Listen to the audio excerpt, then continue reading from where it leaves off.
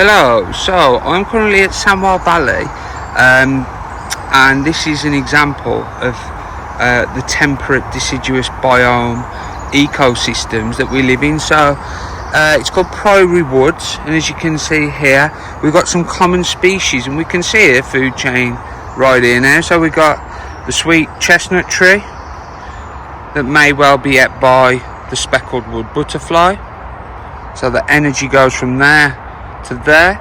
And then over here we've got the great spotted woodpecker that may well eat the speckled wood butterfly, but other things, you know.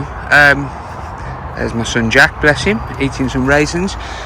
If you have a look around, these bramble bushes may well be eaten by birds. I don't know, maybe a sparrow. Okay, so they're producers making their energy for the food chain for the rest of the animals via photosynthesis. Large amount of biomass. The birds that eat them, for example sparrow, would be a primary consumer and a herbivore because they're not eating meat, and then a fox would be the secondary consumer and may well be the predator in this, and a carnivore. Now, as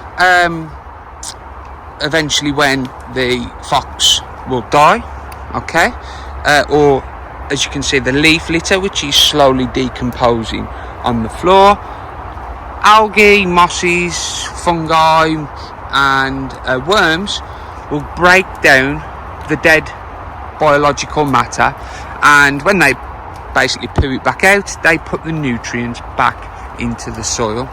If we look up, we can see it's relatively dark. It's not as dark as it would be if we were in a tropical rainforest, because the canopy there is more dense, because they are literally fighting, and they've adapted to fight for every little bit of light that they can. Okay, so biodiversity here would be a lot lower than it would be in the tropical rainforest, because there's less precipitation and it's cooler. So although it is a good conditions for plant growth, it is not as good as the tropical rainforest. If you look at the trees as well, they're very different to what you'd find in the tropical rainforest. Alright, the branches, you can see they're spreading out up here, whereas in the tropical rainforest you'd have tall, straight trunks going up to the emergence layer, up to the canopy and up to the emergence layer. Now if we look at the height, I can estimate these are probably about 10 metres tall. So the canopy is 10 metres tall. But I'm nice and cool. Alright, Jack, you nice and cool? Yeah, good answer.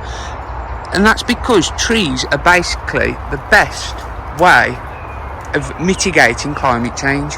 Alright, afforestation, not only do these big chunks of wood basically store carbon, their carbon sinks, they create shade, and when the trees transpire, okay, when they sweat like we do, it cools the air down. Oh, you seen a doggy? And finally, the final thing I'm just going to add, oh, I've got no chance now, you've seen a dog. Final thing I'm just going to add, there's a dog, it's a carnivore, not part of this food chain, is that if this canopy was removed, all this lovely soil and the nutrients would be washed and leached away. It's called soil erosion.